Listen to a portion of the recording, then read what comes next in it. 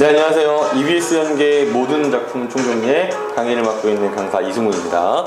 대장간의 유혹이라는 작품을 같이 공부를 할 건데요. 이 작품은 A형이랑 B형 EBS에 모두 출제가 됐던 작품이에요. 그래서 아마 이거는 A형이랑 B형이랑 같은 학생들이 다 이 작품을 같이 공부할 거라고 생각이 됩니다. 자, 이 작품은요, 그렇게 어려운 작품은 사실은 아닙니다. 굉장히 시어나 혹은 어떤 공간적인 대비, 그리고 공간과 함께 시간적인 대비를 통해서 굉장히 시의 주제를 잘 형성하고 있는 그런 작품인데요. 자, 일단 본문을 보겠습니다. 제 손으로 만들지 않고요, 한꺼번에 싸게 사고요. 자, 그 말은 뭐냐면은 제 손으로 만들지 않았기 때문에 큰 애정도 없고 한꺼번에 싸게 산 거니까요, 근데 가치 있는 것도 아니고 마구 쓰다가 망가지면 내다 버리는, 그러니까 한마디로 말하면은 그냥 막 쓰는 물건, 무가치한 물건들이죠. 즉 이 플라스틱 물건이 의미하는 바로 뭐냐면요, 획일적이고 무가치한 존재를 의미합니다. 근데 그때 나의 태도가 어떻냐면요, 나는 당장 버스에서 뛰어내리고 싶다라고 해서요, 이 태도는 바로 뭐냐, 지금 이렇게 획일적이고 무가치한 존재로 살기 싫다라는 것을 거부하는, 즉 이렇게 사는 것을 거부하는 화자의 태도가 드러나 있다라고 생각하면 되는데요. 자, 여기 굉장히 상징적인 공간이 하나 등장합니다. 현대 아파트라는 아파트가 있는데, 자, 이 현대 아파트 말 자체가 현대죠. 여기는 지금 바로 뭐냐면은 현대적인 공간이에요. 지금 우리가 살고 있는. 그런데 이 현대적인 공간은 어떤 공간이냐면은 바로 획일적이고 무가치한 것들을 포함하고 있는 공간입니다. 아파트라는 것 자체가 똑같은 모양의 집들이 그냥 이렇게 저렇게 모여있는 그런 형태죠. 자, 그래서 이것과 대비되는 공간이 있는데요. 자, 털보네 대장간이라는 공간이 등장합니다. 자, 이 털보네 대장간은 명백히 현대 아파트랑 시어의 대비가 있는데요. 공간적인 대비, 공간적인 의미는 현대 문명과 이건 이제 개성적인 공간, 가치 있는 물건을 생산하는 그런 공간인데, 시간적인 그런 대비도 있어요. 현대 아파트는 현재, 그리고 여기 있는 털보네 대장간은 사라져버린 공간입니다. 이제 과거를 의미하는데요.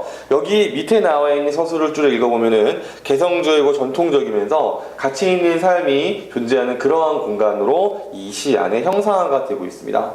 자, 근데 여기 보시면은 풀무질로 이글거린다, 시우새처럼 달구고, 모를 위에 별이고, 숫돌에 갈아서, 이런 식으로 시퍼런 무쇠낫을 만든다라고 했는데, 이 낫을 만드는 과정이 나름 구체적으로 제시가 되어 있는데요. 이 시퍼런 무쇠낫, 시퍼렇다라는 것에서 우리가 감각적인 인상을 받으면서 이 무쇠낫이 의미하는 것은, 자, 분명히 이렇게 만들어지는 과정이랑 굉장히 큰 차이가 있죠. 명백하게 시어의 대비가 있습니다. 플라스틱 물건이랑 반대면서요, 의미는 바로 가치 있는 존재라는 의미가 되겠습니다. 굉장히 힘들어서 정성을 다해서 만들어졌다는 게 이 구체적인 진술에서 우리가 확인을 할 수가 있게 되어 있죠. 자, 이 시 뒷부분입니다.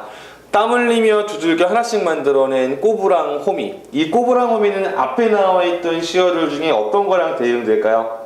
그렇죠. 플라스틱 물건이 아니라 앞에 나왔던 시퍼런 무쇠낫과 대응되는 그러한 시어겠네요. 그리고 또 소나무 자루에서 송진을 흐르면서 대장간 벽에 걸리고 싶다. 자, 이 말은 무슨 말이냐면요, 가치 있는 존재로 살아가고 싶다라는 그러한 태도입니다. 다시, 가치 있는 존재, 개성이 있는 존재로 살고 싶다. 왜냐면은 이 대장간이 그런 공간이었으니까요.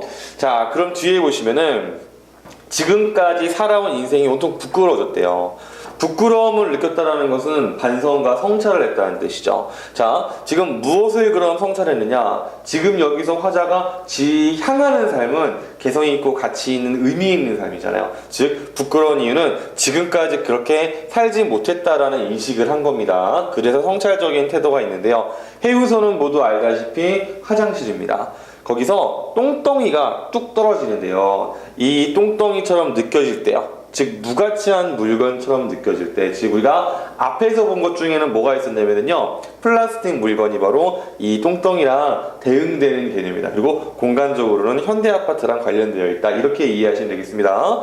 자, 즉 내 인생이 무가치하게 느껴질 때 나는 가던 길을 멈추고 문득 어딘가 걸려있고 싶다라고 지금 여기서 다시 한번 이것과 같은 태도가 등장합니다. 개성 있고 가치 있는 삶에 대한 소망, 이런 것이 잘 드러나 있는 그러한 작품입니다. 자, 지금 이 이 강의를 보는 학생들은 이제 시문학에서도 조금씩 뒤로 이제 거의 끝나가는 중일 텐데요. 잘 보시면 알겠지만 옛날 시들이 더 어려워요. 일제시대 쓰인 시들이랑 60년대, 70년대 시들이 어렵고 80년대부터는 시들이 그렇게 어렵지가 않습니다. 그 내용을 쉽게 이해할 수 있게 되는데요. 그리고 또 하나는 시적인 형식이 대단히 약화가 많이 되는데 잘 보시면은 예전 시랑 다르게 운율성을 드러내거나 어조가 크게 신경이 쓰이거나 하지 않습니다. 그래서 최근에 이제 보는 80년, 90년대 이런 시들은 형식적인 문제를 잘 안 내요. 내용을 이해하는 게 가장 중요합니다. 지금의 수능은 이 범위가 정해진 시험이나 마찬가지이기 때문에 우리가 알고 있는 이 내용을, 우리가 공부하는 범위에 들어가는 이 내용들을 얼마나 정확하게 잘 이해하고 있느냐, 그게 굉장히 중요한 것 같아요. 자, 그렇더라고 하더라도 형식적인 특징을 잠시만 보면은요, 앞으로 좀 돌아가서 보도록 하겠습니다. 자, 여기 지금 보시면은 이 작품의 형식적인 특징은 이런 특정어미가 반복되어 있다는 겁니다. 이런 특정어미 반복으로 소망을 강하게 드러낸다. 이런 정도. 끄집어낼 수 있는 거는 거의 그 정도입니다. 왜냐면은 중복되는 말도 별로 없고요. 그렇죠? 자, 그러면은 이제 출제 포인트를 좀 보도록 하겠는데, 자, 이 시적 화자는 무가치한 이례적인 삶, 이게 현대 아파트 그리고 플라스틱 물건으로 들어왔었죠. 이거를 반성하고 가치 있는 삶을 소망하는 그런 모습을 보였고요. 시와의 대비를 통한 무생낫의 시적인 기능은 무엇이냐? 자, 바로 무생낫과 호미는 가치 있는 삶을 추구한다는 거. 왜냐면은 얘네들은 굉장히 오랜 기간 동안 시간을 들여서 가치 있게 만들어지는 물건이니까. 이것이 바로 화자가 지향하는 점이다. 자, 그러면 이제 문제를 보겠습니다. 적절하지 않은 거는요, 정답을 바로 봐야 되는데 이게 가끔씩 이렇게 좀 약간 오류가 있을 때가 있어요. 자, 지금 1번 보니까 자신의 삶을 되돌아보면 성찰한다라고 했죠. 자, 이거는 우리가 마지막 부분에서 부끄러워하는 걸 보면 알 수 있었고요. 공간과 대상을 대비했다. 공간과 대상이 대비된 부분은 어디냐? 공간은 털분의 대상관이랑 그 다음에 현대아파트. 대상은요, 플라스틱 물건이랑 그 다음에 무쇠낫. 이렇게 대비가 되고 있죠. 3번, 정체성과 개성이 상실되는 현실. 플라스틱 물건 자체가 의미하는 것이 한 번에 만들어서 마구 쓰는 거니까 몰개성하고 무가치한, 그러니까 3번도 적절하겠네요. 비판하고 있으니까. 4번 대상이 만들어지는 과정, 무쇠낫이 만들어지는 과정이 구체적으로 있습니다. 근데 5번 대상을 의인화했다. 이 작품에서는 의인화를 찾아보기가 조금 어렵다고 생각이 되네요. 정답은 5번이 되겠습니다. 그 다음 48번. 자, 기억에 대해 이해한 내용이요. 자, 기억을 본문을 보고 오도록 하겠습니다. 여러분들도 책을 통해서 봐주세요. 자, 기억은 바로 무쇠낫이네요. 무쇠낫은 자, 화자가 지향하는 가치 있고 개성적인 존재죠. 그래서 정답은 2번이 되겠습니다. 정답은 또 여기 있을 것 같은데요. 네, 정답은 2번입니다.